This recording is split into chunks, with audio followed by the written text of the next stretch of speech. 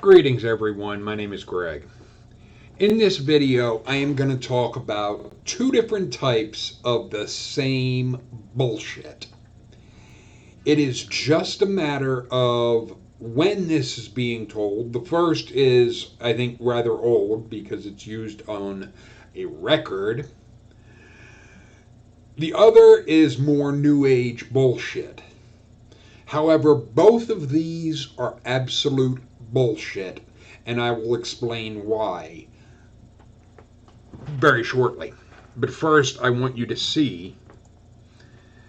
This was brought to my attention by somebody that had commented on a video, and this is a prime example of why I say if you have something you want me to look at and do a video on, email me. Because she had messaged another subscriber of mine and friend of mine about this bullshit, and I had said to her about don't spam my channel. And because if you're trying to push something woo-woo on a video that does not relate to that subject, for one, if you're trying to push some wacky woo-woo bullshit, I'm going to jump on you. Two, if you're doing it on a video that's not the subject, I'm going to jump on you. Because it's trying to disrupt the comment section of my YouTube channel. Or it's trying to commandeer my comment section. Either way, I ain't going for it. Something like this, I have no problem addressing and doing a video on.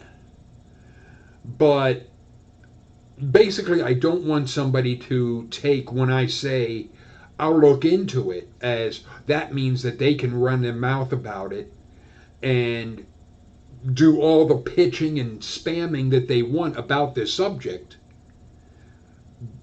while I look at the information to do a video. No. I don't have to respond and jump when I'm asked about something and do it immediately. Otherwise, you're going to be spamming my channel? Fuck you. Anybody that would want to have that attitude, fuck you. I do not jump when you say. It's rude. It's ignorant.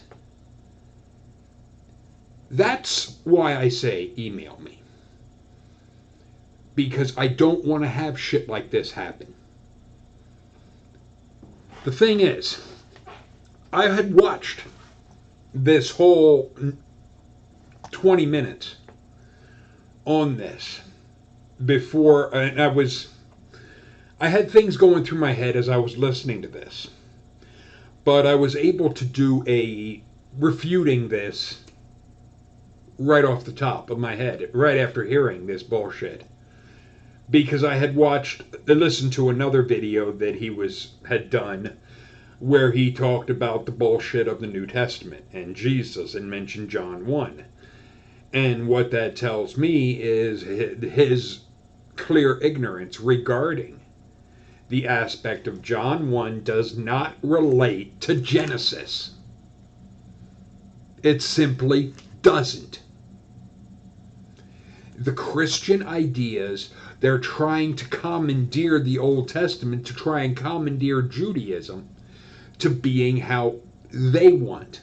They're trying to rewrite Judaism to fit their agenda, to fit their dogma. It doesn't work that way. And any Jew that knows their Torah and Tanakh and Talmud would say that. The thing is, these people that want to try and run their mouth about the God shit. Now, I'll come back to that, but I want you to hear it at the beginning of this. Because he does say something at the start of this that shoots himself in the foot.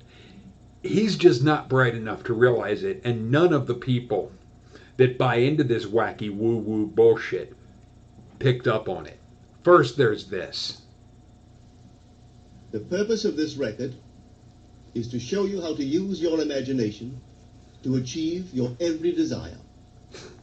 Most men are totally unaware of the creative power of imagination and invariably bow before the dictates of facts and accept life on the basis of the world without.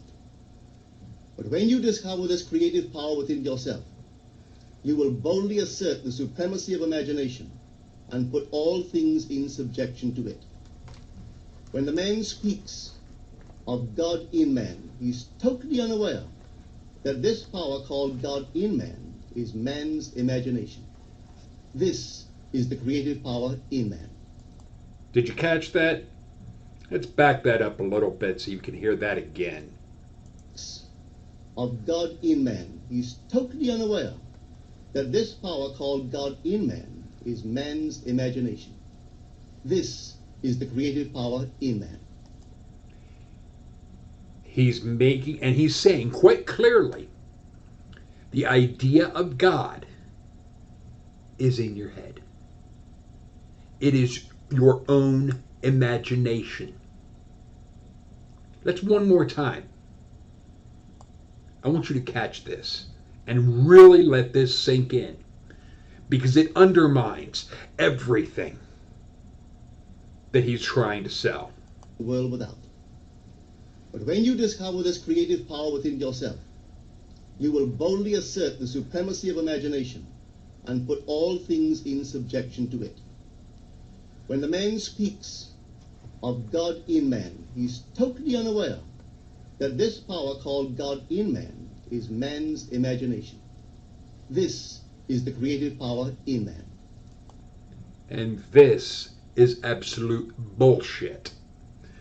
However, I want to skip forward a little bit because I'm not going to subject you to 20 minutes of his bullshit.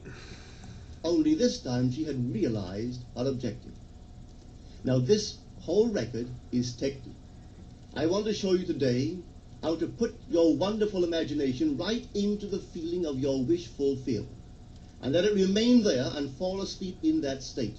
And I promise you from my own experience, you will realize the state in which you sleep if you could actually feel yourself right into the situation of your fulfilled desire and continue therein until you fall asleep. As you feel yourself right into it, remain in it until you give it all the tones of reality, until you give it all the sensory vividness of reality. As you do it, in that state, quietly fall into sleep. And in a way you will never know, you could never consciously devise the means that will be employed, you will find yourself moving across a series of events leading you towards the objective realization of this state. Now here is a practical technique. And then he gets into subjective, anecdotal claims. The thing is, let me drop this down for a second and explain to you why this is bullshit. When I was in my 20s, I had a novel series, a novel that I had written, and it was something that was going to be a series, and it was something that I had sent to an agent, and he had said that something that I had happened in the beginning of book one, that there had to be something that had to be set up too. And when I went back to rewrite, I realized, oh fuck, there's an entire book in front of this. And it was, a lot of it centered around the pain that I felt as a teenager. I took my home life and the darkness that was basically my life and amped it up a bit, fictionalized it, in order to have this story and to the characters in it. Well, the year that I took writing this, I lived and breathed this story. It was the last thing I thought about before I went to sleep. It was the first thing I thought about when I woke up. Every day, my life was this story. Thing is, I didn't manifest any of these, what were termed gods in the story that I had. Not one. The thing is, I had also around that time, when I was working at the first adult bookstore, I had the thought at one point of playing with the idea of writing poetry. And I told my dad, not sure why, but I said to him that I was playing with the idea of writing poetry. What he said to me, it stuck in the back of my mind and it pissed me off. He looked at me and said, "You're not a poet." It was that was the type of shit that I dealt with. Instead of trying to encourage me and prop me and build me up so that I would, it was all discouragement. It was all a matter of, "Oh, you can't do that. You're not capable of that." That's the shit that I dealt with. And that's one of the big reasons why I have nothing but rage towards my family. Because the one thing, especially when someone is young, and they're going to be looking at, in a sense, spreading their wings and getting into something that they might not be totally comfortable with. If you're a parent, the worst thing you could do, if you want to be an asshole, do everything you can to discourage them. Because I guarantee you might have some success in discouraging them, but then basically you're holding them back. You're letting your negative bullshit stunt their possible growth.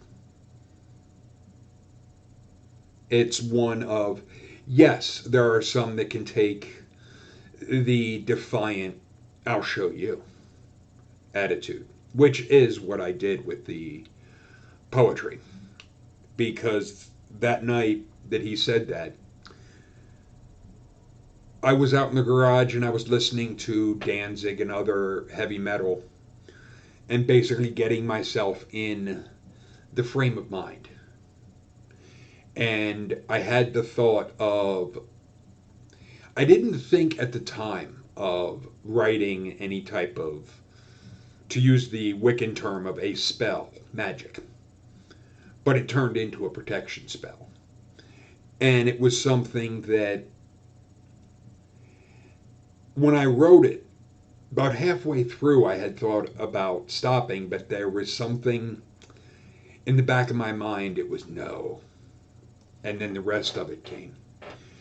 I wrote that one poem in about 15 minutes. It was just, it flowed. Not everything is like that. There was another poem that I had written, and the whole day when I was at work, I felt depressed. I felt a tremendous weight on me, and I didn't know why. When I got home, I wrote a poem called Haunted. And it was one, and right after that I wrote one called Forever Haunted. And it was one of, as soon as those were out, the emotions were gone. And I realized, holy shit, I was channeling a character in the story because it wasn't what I was feeling.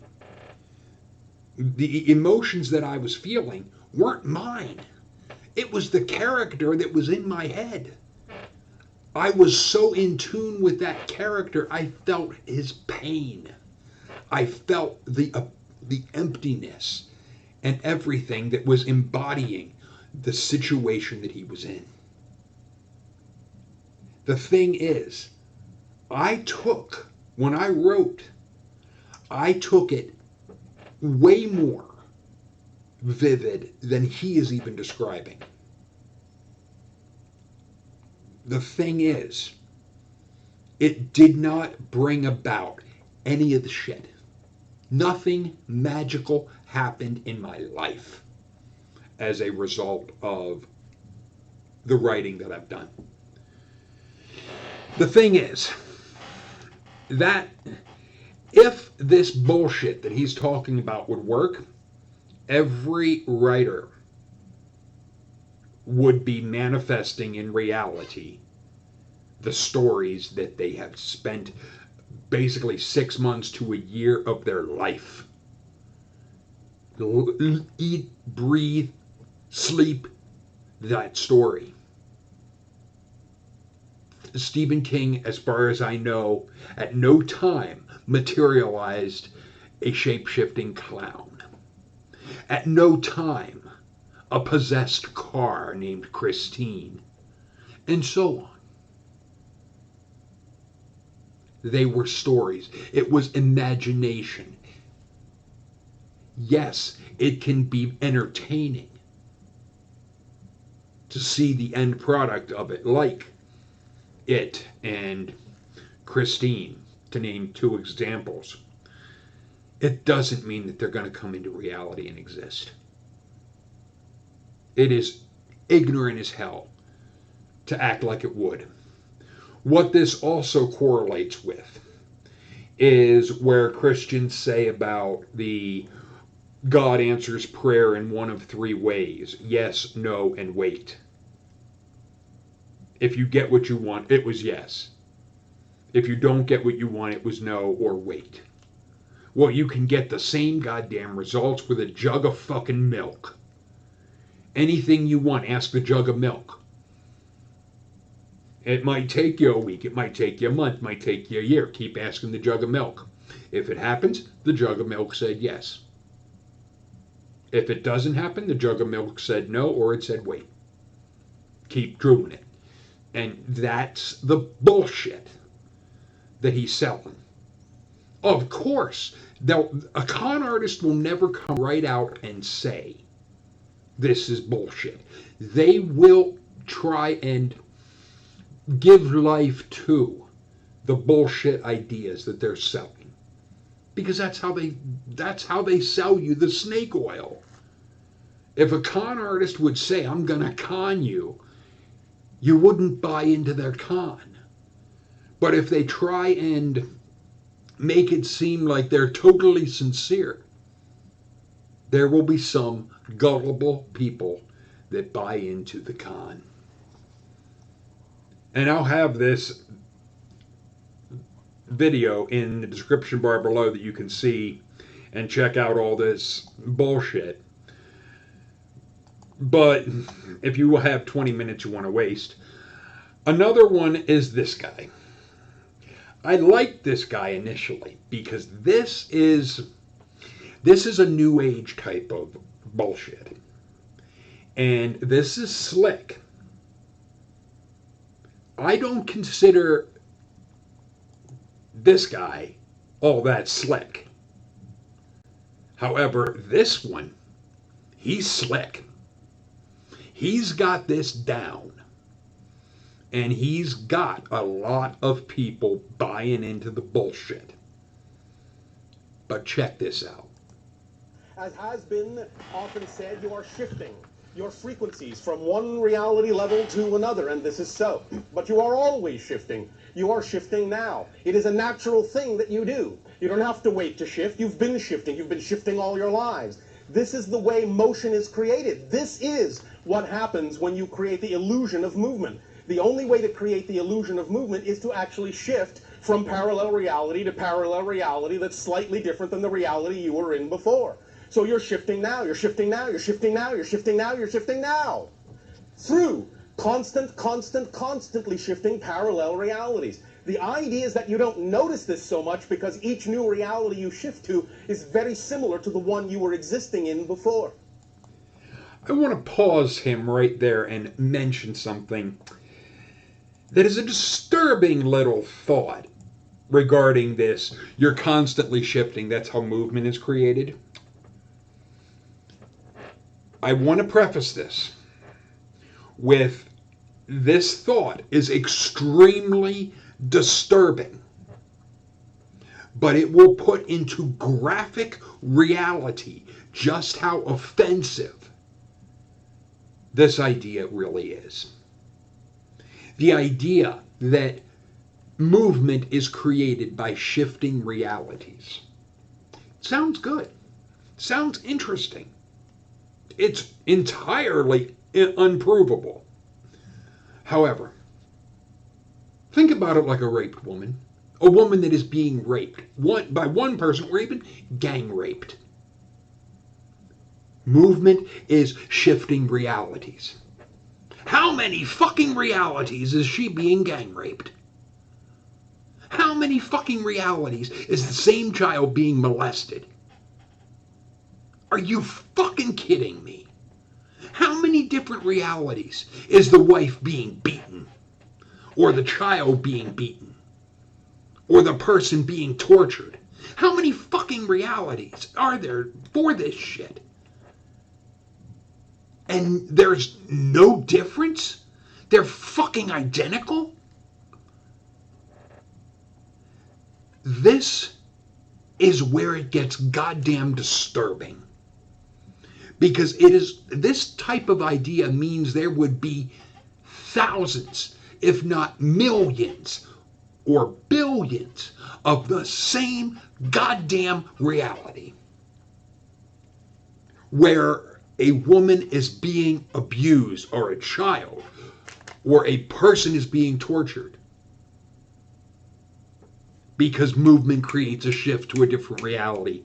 And anytime you have someone being raped, molested, and granted it's the same type of thing, tortured, beaten, whatnot, or with a video like I'm doing, every time I make a movement, that's another reality? Are you fucking kidding me? That the background is the same in every fucking one? In every fucking one, I'm in the same fucking house?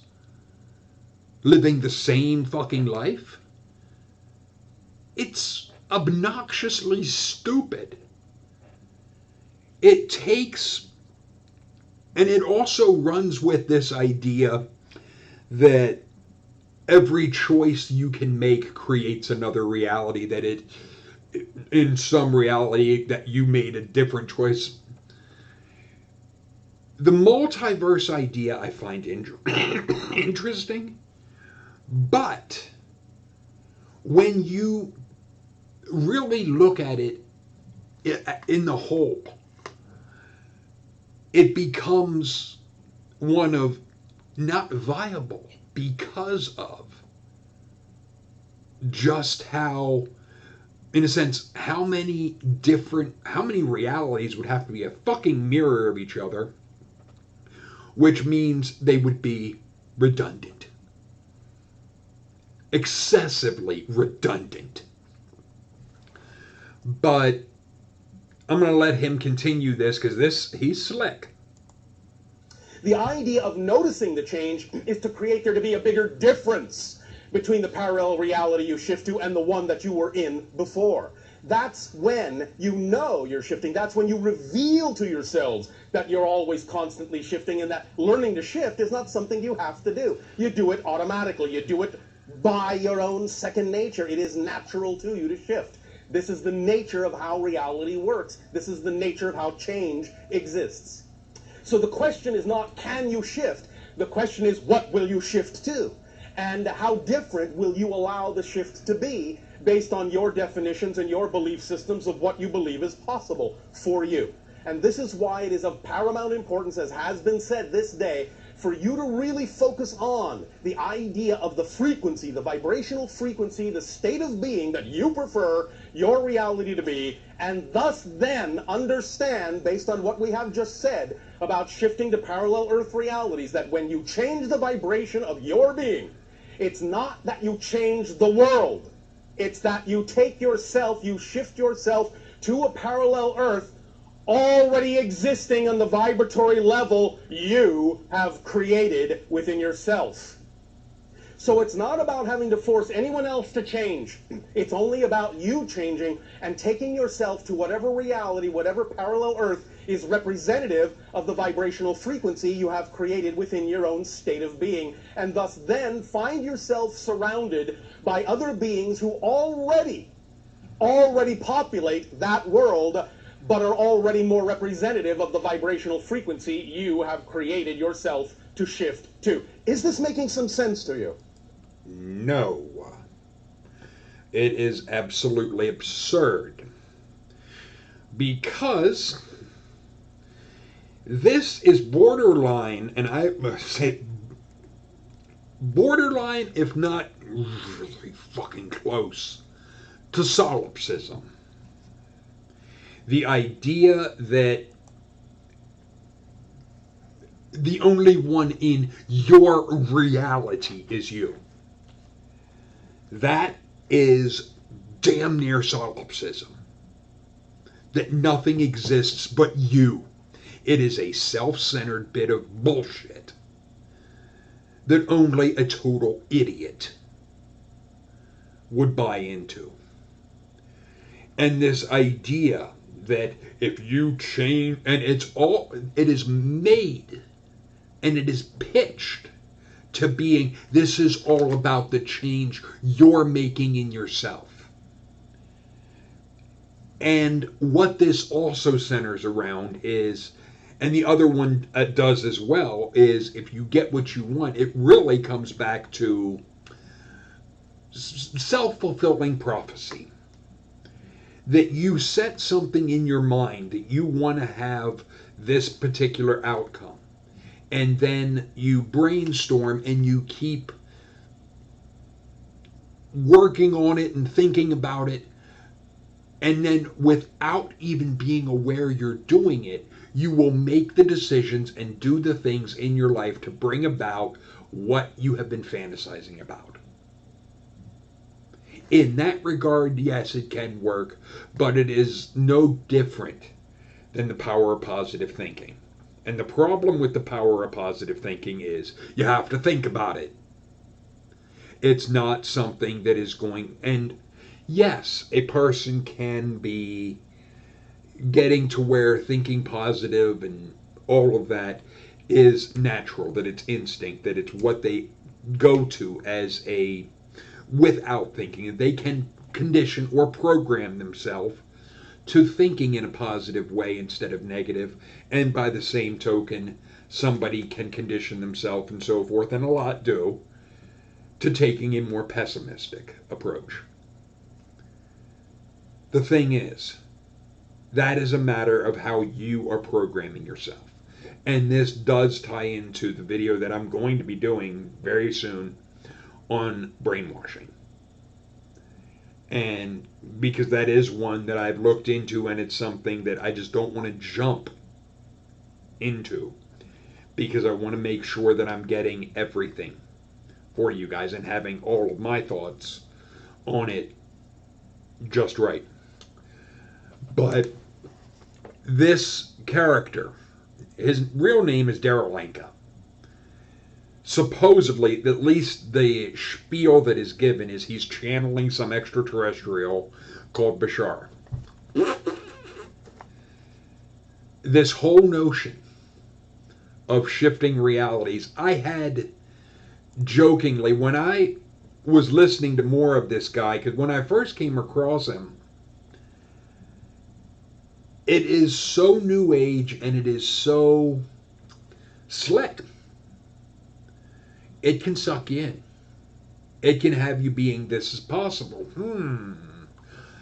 And there was one point, I was with my girlfriend, and there was like a Powerball or something that was like multi-billion. And she had gotten a Powerball ticket, and I had said about, and I wasn't even paying attention to the other, because I was sitting in the car, and I did not think of what could be going through someone's head when they see me sitting there. One of, I'm vibrating myself to the reality where that is the winning numbers. It's bullshit.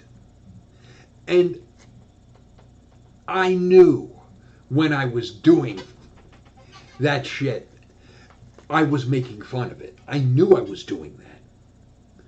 The thing is, did I think it was actually... No. I knew how absurd it was. And I was trying to show my girlfriend just how absurd this vibrating yourself to a different reality is. And when you factor in all of the ways that somebody can be harmed, be it a woman raped, child molested, person assaulted, wife beaten, child being abused, no matter what method, somebody being tortured, and you name it, there's no end to the every single one of them. There's movement involved. And if there's this shifting to different realities, and at no fucking reality is there anything to goddamn stop this, that is, to me, that is downright offensive.